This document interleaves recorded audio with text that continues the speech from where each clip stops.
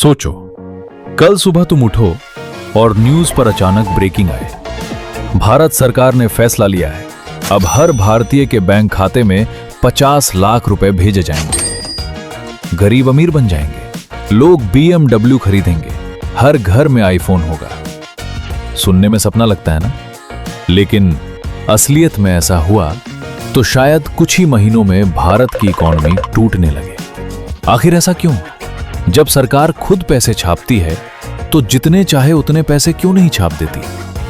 आज हम समझेंगे मनी की वो रियलिटी जो स्कूलों में नहीं पढ़ाई जाती। हम बचपन से सुनते आए हैं पैसा बहुत जरूरी है, लेकिन शायद ही कोई ये समझाता है कि पैसे की असली वैल्यू आती कहां से है। क्योंकि सच ये है कि पैसा सिर्फ कागज नहीं होता। अगर सिर्फ नोट छापने से देश अमीर बन जाते तो दुनिया में कोई गरीब देश होता ही नहीं। एक, पैसा आखिर वैल्यू कैसे रखता है? मान लो एक गांव है जहां सिर्फ 10 लोग रहते हैं और पूरे गांव में कुल 1000 रुपए हैं।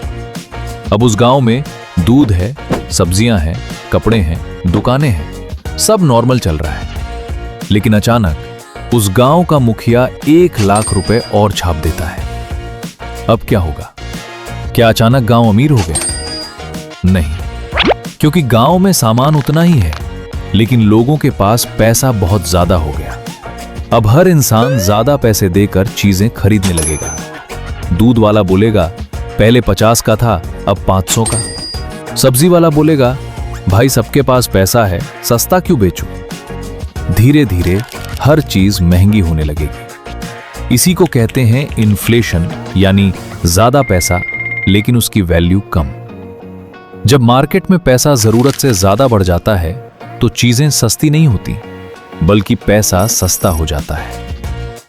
2, रियल वर्ल्ड एग्जाम्पल। और यह सिर्फ थ्योरी नहीं है, दुनिया में कई देश ये गलती कर चुके हैं।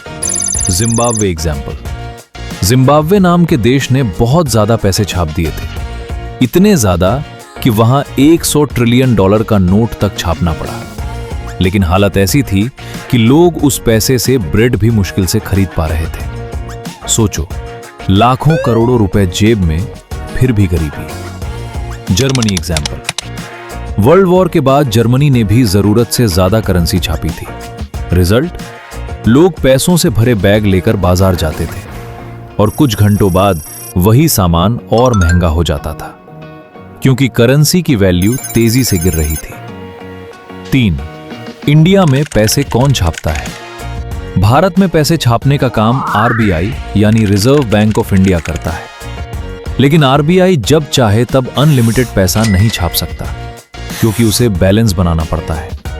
कितनी प्रोडक्शन हो रही है, मार्केट में कितना सामान है, इन्फ्लेशन कितना है, इकोनॉमी ग्रो कर रही है या नहीं, सब कुछ देखकर ही करेंसी बढ़ाई जाती है। असल में किसी देश की ताकत उसके नोटों की संख्या से नहीं, बल्कि उसकी प्रोडक्टिविटी से तय होती है। यानी कितनी फैक्ट्रीज हैं, कितनी टेक्नोलॉजी है, कितने लोग काम कर रहे हैं, कितना एक्सपोर्ट हो रहा है। ये चीजें देश को अमीर बनाती हैं। सोचो, अगर सिर्फ नोट छापने से देश अमीर बनते तो गरीब देश रातों रात सुपर पावर बन जाते। लेकिन रियलिटी में अनलिमिटेड पैसा छापना ऐसा है जैसे शरीर में जरूरत से ज्यादा खून भर देना। सुनने में अच्छा लगता है, लेकिन आखिर में पूरा सिस्टम बिगड़ जाता है। इसलिए सरकार जितने चाहे उतने पैसे नहीं छापती, क्योंकि ज्यादा पैसा शुरुआत में खुशी देता है, लेकिन बाद में महंगाई, केओस और इकोनॉमी कोलैप्स ला सकता है।